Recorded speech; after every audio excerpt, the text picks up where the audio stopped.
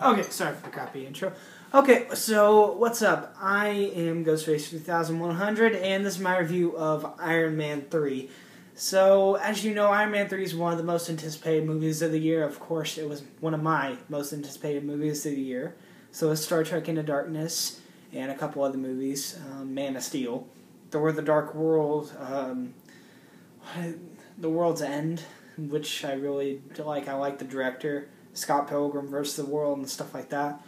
But today we're talking about Iron Man 3, and I just saw this in IMAX 3D.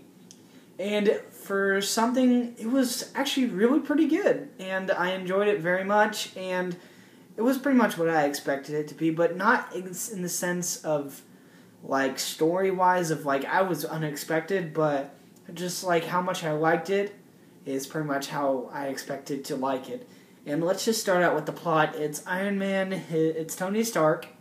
He is going to have to rely on a couple things because it's just he threatens the Mandarin, and he threatens the Mandarin, and then all of a sudden Mandarin just does some stuff, and it's just this evil person, and it's basically your typical Iron Man movie. But the one thing I love about this movie is just how funny it is, and it's pretty much funnier than both Iron Man 1 and Iron Man 2, and as Iron Man 2 was kind of a letdown, I still enjoyed it for what it was, but I think Iron Man 2 was really not as good as it should have been. It could have been a lot better, and Iron Man 1 was really good, and I liked how they went back to Iron Man 1 whenever Tony Stark was in the cave, and he had to basically rely on just the missile, and they rely on his surroundings and stuff. And I enjoyed that aspect of the movie where he was struggling. And I liked how they used Avengers. And this is more the sequel to the Avengers. I know it says Iron Man 3, but the Avengers is basically this is the follow-up to Avengers. And I really enjoyed how they put a couple quotes in from the Avengers and stuff, and I enjoy how they put a couple more things, and they understand a couple things.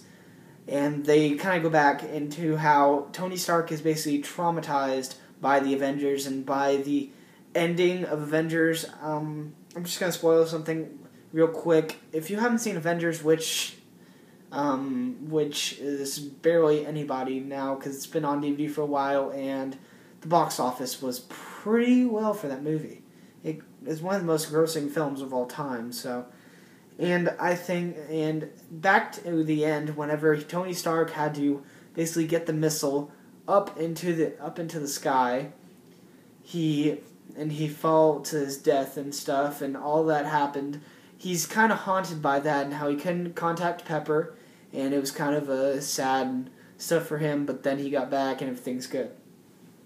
But let's go back to Iron Man 3, which I think is very well done. The acting in the movie. Guy Pearce makes an appearance and stuff, and he has a very big role in the movie, which is very well done. Ben Kingsley as the Mandarin is very, very well done, and I think he is one of the best parts of the movie, but that's just my opinion. But there are some things with his character that don't go so well with the comic people, like with people who are very in-depth with Iron Man comics, who have read the comics so much and understand the character of the Mandarin, and they understand how menacing Mandarin is. And I believe that the story of Mandarin is how he gets the 10 rings from the alien spacecraft that's crash-landed, and he is completely, like, invincible, and he's one of Iron Man's, like, most powerful enemies, pretty much. And I enjoy the aspect of how the Mandarin's pretty cool in the movie, and I enjoy the aspect of how it is and stuff, but some comic book readers will be very infuriated with the stuff, and it can actually be pretty funny, because it is actually very funny with the turn they make it with Ben Kingsley's character, but I started busting out laughing, because I'm honestly not that in-depth with comics, and I fairly just enjoy a good movie. And I enjoy Iron Man 3 for what it was. I enjoyed some of the comic relief it had and everything else, and I enjoyed that it had so many good actors and had very good action sequences. This is what I was at the end of the movie, in the very last action sequence. Let me show you right here. I was literally doing that sound in the IMAX theater with a bunch of people like right beside me. I'm surprised I even got it in, but it was pretty packed for a 1 o'clock showing, and it was exciting. I like the IMAX, and I honestly think it's worth the ticket price, maybe IMAX 3D. But honestly, I don't think you really should go see it, rush out to go see it in IMAX. I think 2D will do you very well. Like, the only thing I really enjoyed about it was more or less just some of the action scenes and some of the Mark 42. And that's not really a spoiler, but I think you should really consider just going either to 2D, saving some money, because IMAX 3D, it's not that bad, but it's honestly not worth $15 of a 2 hour and 15-minute experience. But if you want to go see it, it's not that much waste of money. You just should probably go and spend some time with the 2D. And honestly, in my opinion, I think the visuals are very well done in the movie. And I think Shane Black, who written Kiss Kiss Bang Bang, which is very funny, and I think that was a very well done movie, and I like the script for it.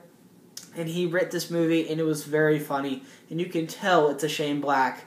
Just how it, you can just tell it's Shane Black, and it's not Jon Favreau.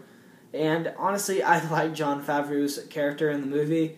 He has a very small part, but he's also very, very funny. And I think I like just how awesome the Mandarin is. And if you hear it in the trailer, it's the line, "Yes" is in the movie. "You'll never see me coming." It's not that slow, but it's actually very well done, and I actually thought that was pretty cool. And I think some of the visually stunning stuff has to do with just how the armor leaps onto him and stuff, and it is very well done. And I think that Pepper Potts, a.k.a. Gwyneth Paltrow, was very well done. I think her character was pretty good, rock solid as the damsel in distress, but turning into something a little bit more. And I like that she can take care of herself too. And I like how some stuff in the movie, you'll get it. If you've probably already seen the movie's already probably grossed like 100 million, maybe probably a lot more, because this is one of the first big blockbusters of the year. This is the first big blockbuster of the year. And I think that is just very well done with the movie, and I think the movie is very well done.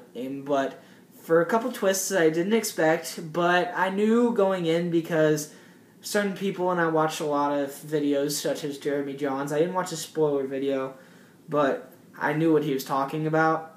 And I watched a couple other ones, and I watched Schmoes Know and stuff, and I understood a couple things, and then I realized, because my friend told me, and it was kind of a spoiler, and I didn't want him to, but I understand where they could come from, so I'm going to kind of do a little schmo type thing. I'm going to give it a 3.8 out of 4.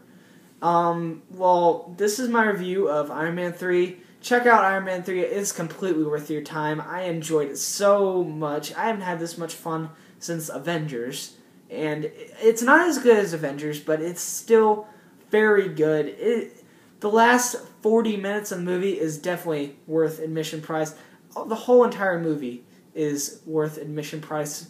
It is very well done. I enjoyed the movie so much. Remember, 3.8 out of 4 Eddie Paws, and I think you should go see it. So go see it if you haven't already seen it already, which is probably least of most of the country. The most of the country has already seen this movie probably, because it's already grossed like $200 million probably over the whole world too. Probably way more than the other countries, because I believe it came out earlier in April.